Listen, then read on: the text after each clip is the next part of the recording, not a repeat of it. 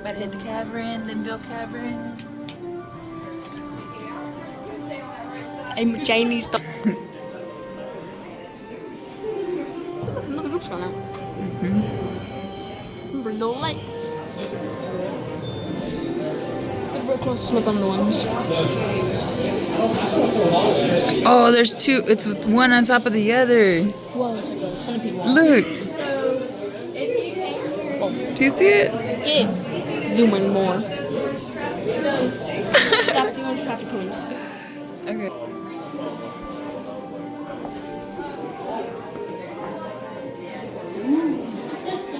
That's our tour guide. Oh, it's cold. Oh my gosh. It's beautiful.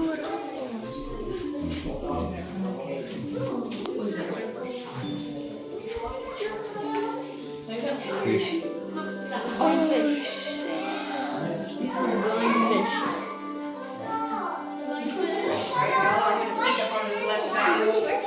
Thank you. Blind fish.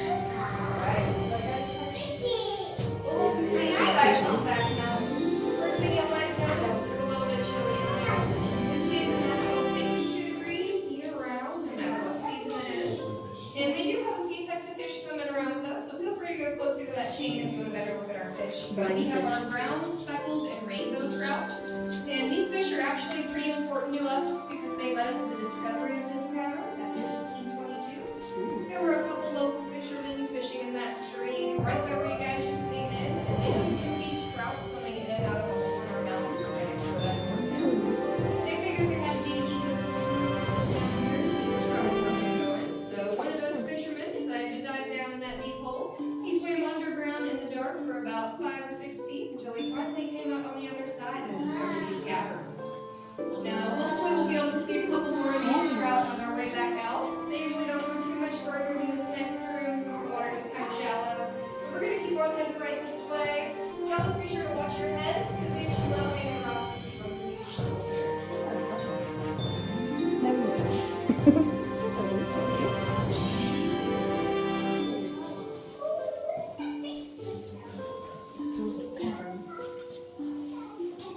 Something down there.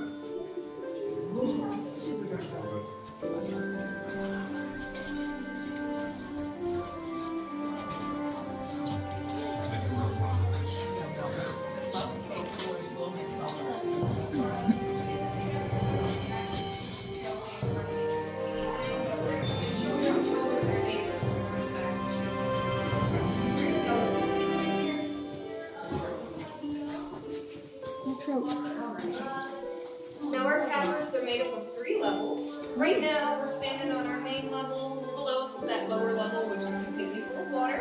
And then above us we have some more upper levels. I have a pretty good example of one of those upper levels right up in front of us here. See y'all in the back, feel free to come in this front area by the chain if you want to get a better look. It's up high so you don't want to on the view. But up here we have what's known as our ballroom. And it gets that name from how flat that surface is. You can practically dance on it. Oh, And that it's room so above, cool. it's around 6 or 7 feet tall, so the average person could stand pretty comfortably. But once you check out that floor below, especially in the back, you'll notice it's only a few inches deep, so you won't be standing comfortably for very long.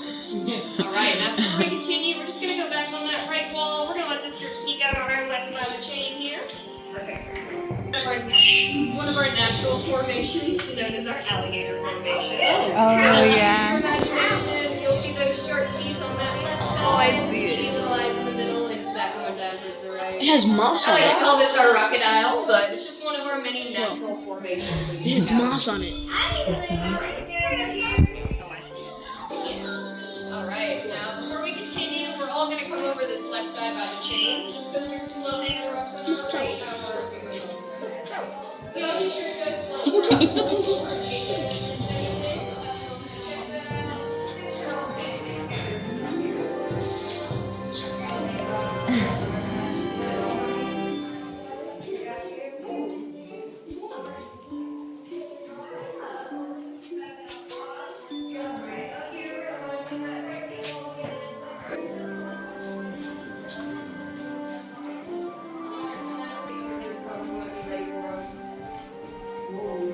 Perfect.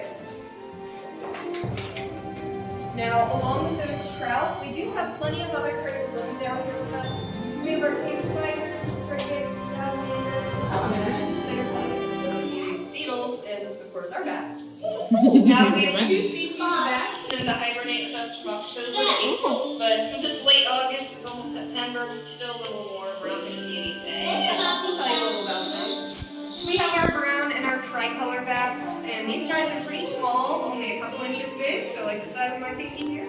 Wingspan of maybe 6 inches, so they're pretty small for bats. I mean, if you were to see one today, they'd probably just look like a little round cotton ball stuck to the ceiling. But lately, these bats have been affected by something known as white nose syndrome. And white nose syndrome is a fungus that grows on the base of those bats while they're sleeping. It's kind of like poison ivy, but it doesn't affect humans, pets, or livestock, just the bats. But it makes them wake up during that hibernation and use all that stored energy trying to clean and scratch themselves. They then go looking for food, but since it's the middle of the winter, it's just a bit too cold for them out there. Now, this fungus has about a 90% mortality rate, which means we used to get a few hundred bats in each year. But now we're lucky to get maybe even 5 bats a season. So this is pretty widespread and covers quite a few continents, so there's not a lot we can do at a large scale, but we can do our own personal part, which is on our way out, we're just going to step on a mat that I'm going to spray with a solution of 10% bleach, 90% water, just in case we grabbed any of that fungus on our shoes while walking around in here. We just want to clean it out before it spreads much further and try and help out those future bats. On a later day though, right up above us here we have our bat formation, so feel free to come away from that wall if you get a better look at it. But up here, if you use your imagination, you'll see its head in the middle, kind of like a little yellow fish, with its wings coming out on each side. This type of formation is what's known as flowstone, and flowstone is what happens when the water is flowing through the mountain. It's picking up minerals along the way, and with each water droplet coming through the ceiling, that's just another mineral being deposited or put down, one on top of each other in layers like that, slowly forming these formations. Now we're going to talk a lot about flowstone throughout this tour, so I'll be sure to bring up that term again. But we're going to keep on heading over this way here.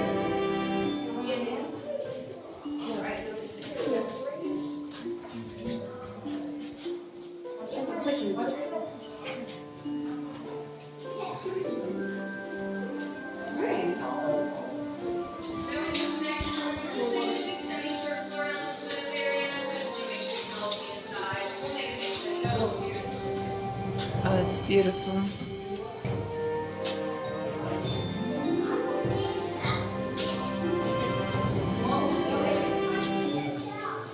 Alright, y'all. Now next I wanted to talk about this little lit up area right here. This is what's known as our deserters fireplace. And it gets that name because back during the American Civil War, we actually had soldiers on both sides who decided they just didn't want to fight anymore. So they came down here, lived together in harmony. They chose this room here because it's our largest and flattest room in our caverns. And it was also mostly a sand bed, kind of like it is in here. So we're a little dry there today. Oh, when those soldiers came down here and lit that campfire, they didn't really think of where all that smoke was going to go. It ended up going through all these cracks and fissures in the ceiling above us, and people outside started to notice that their mountain was smoking. Now, concerning, some people thought the mountain was on fire, others thought there was a volcano erupting. So they called the police, who came down here and found their soldiers hanging. Now, we sadly don't have any records of what happened to them after that. It's likely they were trying to freeze them, or something like that. We just don't have any records or anything for that. I just think it's kind of interesting to be able to look at some history by the end. Alright, now we're going to keep heading up this ramp here. Probably one more again. You're flowing water. Mm-hmm. It's flowing through here.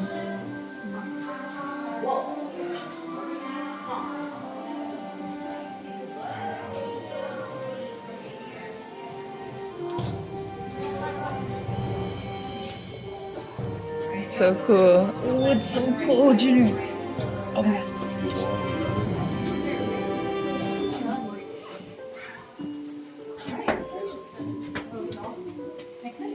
Alright, we are now in our tallest room of our caverns. This is what's known as our cathedral room, and it's about 23 feet tall in here. A couple things in this area I want to go over with you guys. We're going to start with one of our more well-known formations. So if you take a look up towards the ceiling, right in the center of this room, you'll see this pointy rock that's hanging on tight up there. This is what's known as a stalactite. And our stalactites form kind of like that flowstone leaves drop. That just causes that wood to grow downwards over time like that. You guys might notice though, this is the only pointy stalactite we have in this room. The rest of these are pretty flat at the bottom. All the ones over here on the right side have actually been broken off entirely. That's because back in 1940, we actually had a pretty big flood that wiped out a lot of the larger structures in this room right here. That's actually why we have these man-made retaining walls built to your right behind you. You might see the floor today. Along with these cement floors, just for a little more structure and support in case there is another big flood like that. We just want to try and minimize any further damage. Alright, now that we've been through our largest and our tallest rooms of our cavern, it seems only fitting that next we're going to go to our smallest. So in a moment, we're going to be heading down this tunnel behind me, and back here it's going to be a dead end. So the first people in are going to be the last ones out. At its narrowest, it only gets about a foot wide, and that's down by your knees. So before we go any further, I just want to make sure if any of us are even a little bit uncomfortable with tight spaces, or if you're not a fan of heights, I highly recommend getting to the back of the line. I love heights. Just because it's so tight back there that if any of us get uncomfortable and have to come back out, we don't really have that option without all of us moving back out. If any of you don't want to come down here at all, completely okay as well. You'll just hang out for us at the bottom of this ramp in this intersection, and we'll come get you and we come right back out the same way. One last thing about this tunnel though, since it is so tight, there's going to be rocks coming in all directions. Sometimes up by your heads and shoulders, sometimes down by your feet. So because of that, back here in this tunnel is just going to be the one part of our door where we're allowed to touch the walls. Just because I don't want us to get overcalled. Just make sure you don't start touching the walls or rocks until after we get through this intersection here. But if you guys need to change order or anything, now's the time to do so. We're going to start heading down this ramp, so y'all watch your step, use that handrail if you need it. Sidelights. Too bad they all broke off from the flood. Yeah, I know, right? Oh, look how beautiful.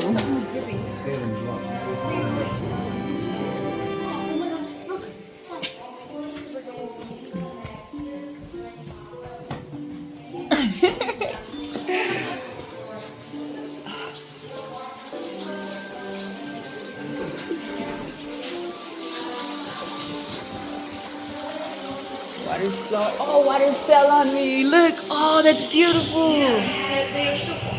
Look now. Look at these. Oh my gosh. Oh, that's beautiful.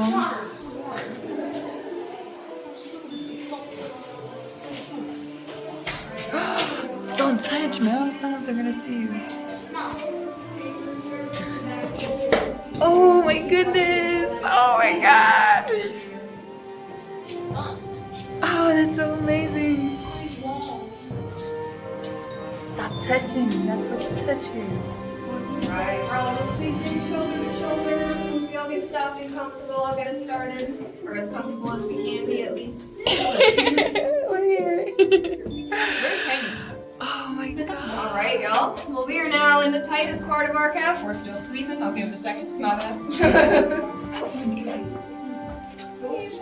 Alright, well, we are now in the tightest part of our cavern. But those of you who have passed by me in this tunnel, you are now standing above the deepest part of our lower level.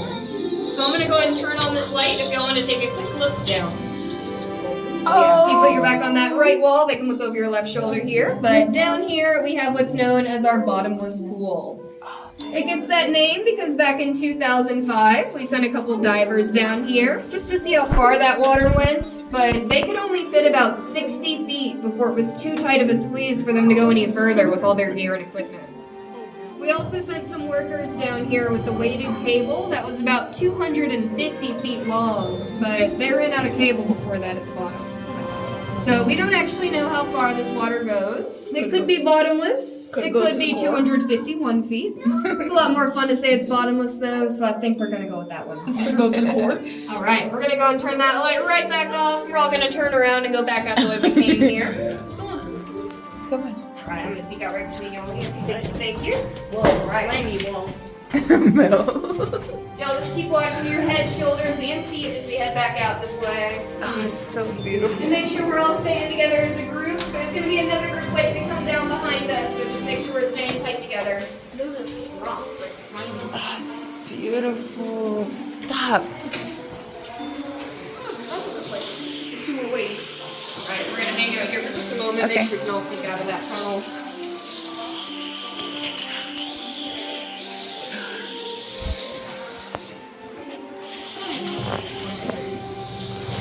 So beautiful.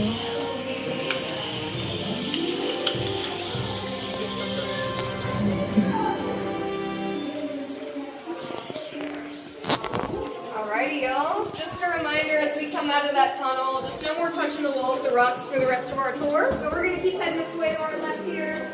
Wait, this way.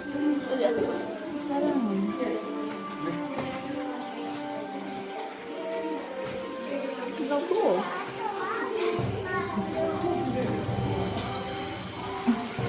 Junior, wait. Let this stay. There's a.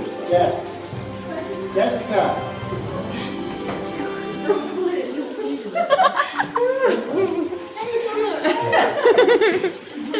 Wait, the baby.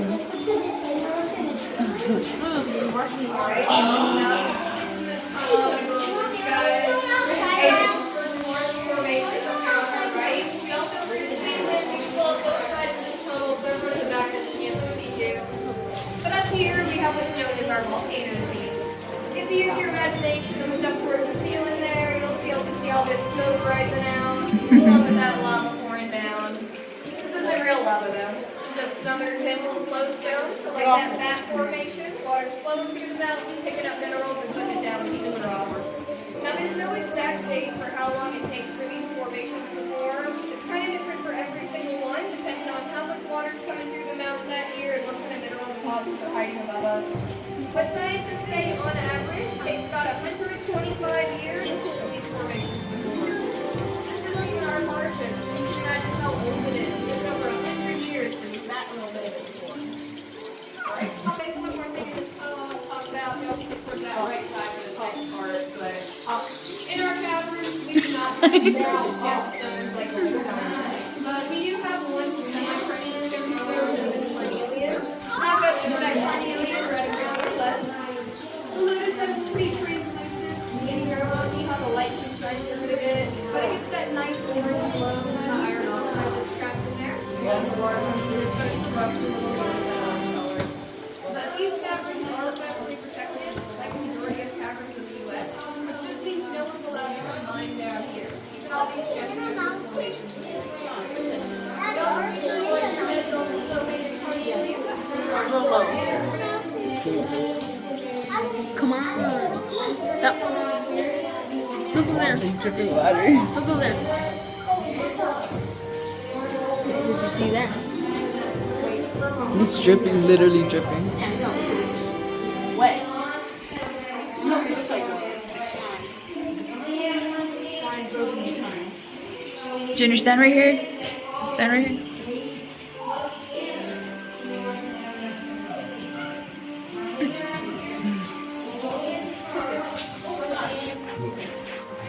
Yeah, I see it. It's beautiful.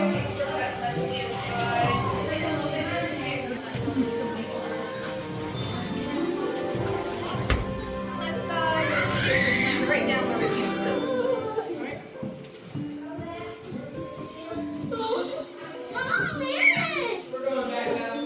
Oh, you're gonna have to get on this thing. Alright, here comes that group. Y'all just stay towards the side and they're going to sit right fast. Excuse us, y'all. Hope you're enjoying your tour so far.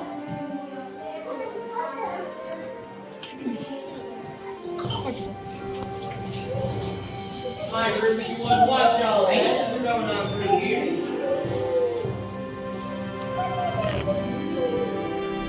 Oh, I feel like cold air coming with them. Because of wind. Wind that's down here. How deep this place goes. Hey. Alright, y'all, we're going to keep them right this way here.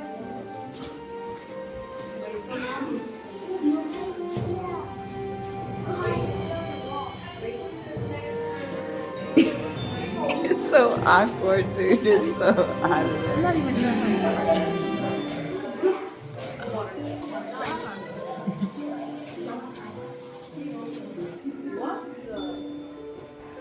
Be careful not to catch these before you come in here. We're just coming in on that right hand side. Just coming in on that right hand wall. Amazing. I'm gonna go real quick. We're gonna start this first one on our left here. This is currently our largest stalactite in our caverns. This one's known as our guest love rock, and it gets that name because everyone who comes in here sees something different entirely. But you'll notice it has that nice green color to it. That's actually a mineral being deposited. It's what's known as copper. One more formation I want to talk about is further up on our left here, right next to me. It is our largest glowstone formation in our cavern. It starts almost all the way from the top of our ceiling, comes almost all the way down to the ground. Now, example of glowstone, like our volcano scene, on average, 45 years per cubic inch. This formation is listed as frozen Niagara because it kind of looks like a giant crystal. Now we're going to be going right past this formation and we're going to be passing by another roof overhead. So just make sure we're all staying tight together, especially in the back. So get this if you guys didn't see anything, we're going to be coming right back this way. I'll be sure to go extra slow so we have time to take a quick picture. But we're going to keep heading right this way. Aiden.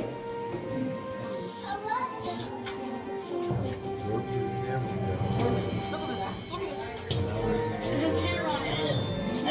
It has hair on it. Mom, it has hair on it. It does. Oh my goodness, that's so beautiful.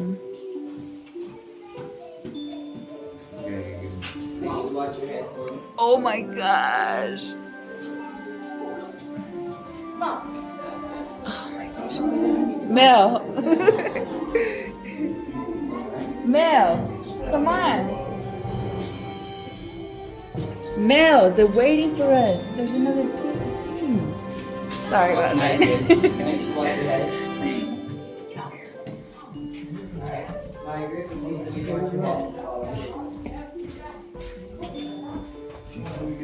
Stubborn. Alright, my group, we're going to come on tight this way. Stop touching. I'm going to touch you. She can see y'all listen extra close to this next part. He's going to be doing a demonstration of total darkness, so all the lights are going to be going off. Oh. I need us all to stay extra still if we can. Turn off those phones for now just to get that experience.